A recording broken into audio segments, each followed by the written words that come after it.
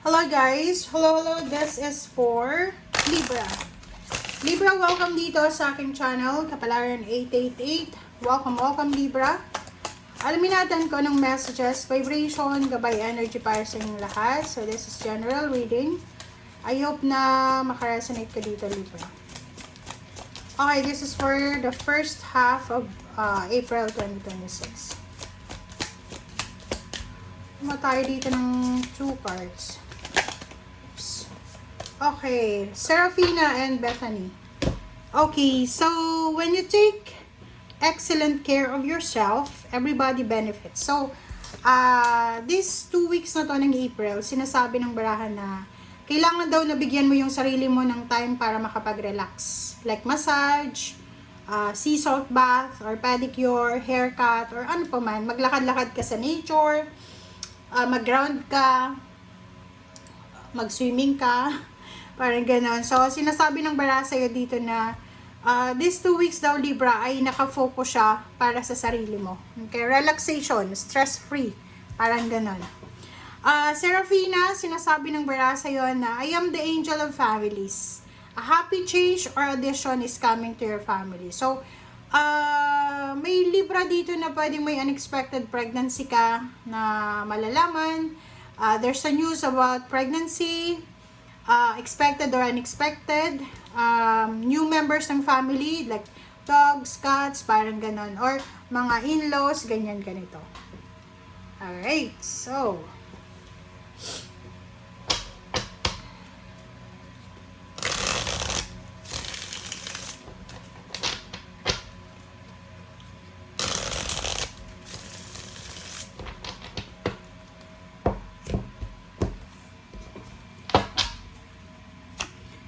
okay, first card natin is Temperance. Next is 9 of Swords. And 6 of Swords. 3 of Cups. And then the Devil. Sa ilalim mo dito is 7 of Swords. And then the Chariot, Justice. 8 of Wands. So, sinasabi ng bara sa'yo dito, tingnan mo. Libra.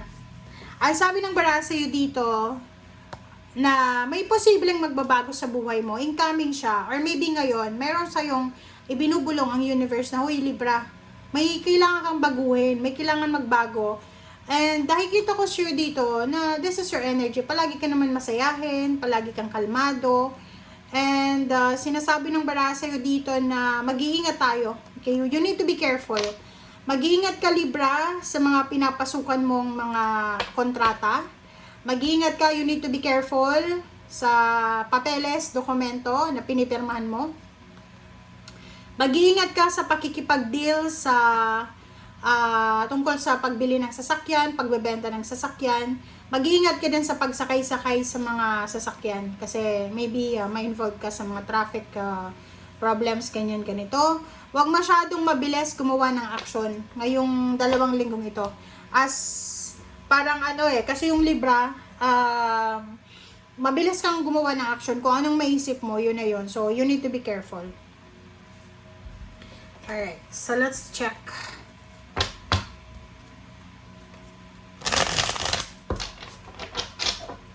Okay, Temperance. Ano ba yung kailangan mong, so, dito sinasabi ng baraha, you need to be patient.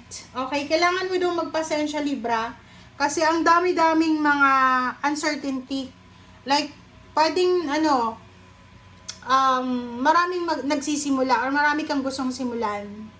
Pero, nagmamadali ka. Kaya lumabas yung yung 8 of Wands. Kasi, sinasabi ng bara sa'yo na you need to believe in yourself. Believe in yourself. Believe sa kakayahan mo, sa skills mo. Ay, kita ko sa'yo dito, like, for example lang, may bago kang tindahan. Pwedeng nag-launch ka ng business mo, tindahan, restaurant. And these 2 weeks na to, parang medyo maiinis ka, magagalit ka. It's because, parang medyo nalugi ka, parang ganun. Sinasabi ng bara sa'yo na you need to be patient.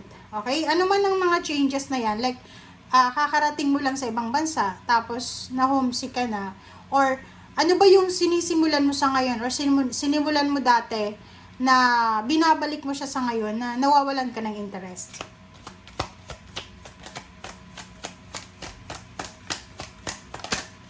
Okay, Nine of Swords, oh. Kailangan mo ng mag-a-advise sa'yo. Mayroon ditong Libra na hindi makatulog sa gabi, na-stress siya, ina-anxiety siya, may depression na siya. Parang nahihirapan na siya na mag-isip kung ano yung magiging solusyon niya. So, sinasabi ng baraha dito na kailangan mo daw ng katulong. Kailangan mo ng taong makakatulong sa'yo. Kailangan mo ng advice, like emotional advice, financial advice, or any advice, physical advice. Kailangan mo ng taong makakaintindi sa'yo. Kasi nakikita ko sa'yo dito medyo problematika, lalo na sa first week of April. Kasi parang namumroblema ka sa kung ano yung gagawin mo sa mga susunod.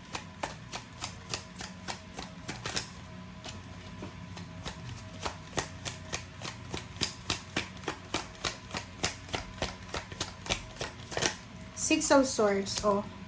Sabi ng baraha sa'yo dito, Libra, huwag ka daw masyadong mag-alala. Okay? Huwag kang masyadong mag-alala.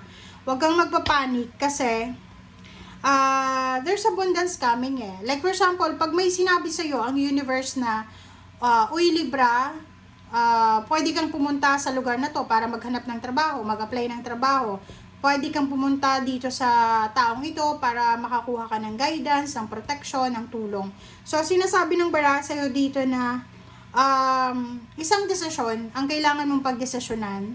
It's either relocation, it's either travel, na doon sa pupuntahan mo na to, doon mo makukuha yung abundance, doon mo makukuha yung peace and harmony, or isang desisyon ang kailangan mong gawin para makuha mo kung ano man ito na abundance na minamanifest mo. Three of Cups. Three of Cups, Magician. So, dito sa Magician na to, sinasabi ng baraha Libra na bago matapos yung Abril, okay, bago matapos yung Abril, nakikita ko sir dito na isang unexpected na balita, isang unexpected na news, good news, na pwedeng magdala sa'yo ng selebrasyon, na pwedeng magdala sa'yo ng clarity, na pwedeng magdala sa'yo ng satisfaction. Kaso lang, may the devil dito. Strength. So, magpakatatag ka daw, Libra. Magpakatatag ka kasi kailangan mo ditong maging malakas eh. Kasi pwedeng isang Capricorn ang magiging rason kung bakit ka mamumroblema. Nine of Swords. And prepare yourself also because makakarinig ka, makakarating sa'yo yung balita na yung anak mo ay buntis, yung asawa niya or yung boyfriend niya ay yung girlfriend niya, parang ganon, kung lalaki yung anak mo ay buntis. Okay? So, thank you guys for watching. Bye!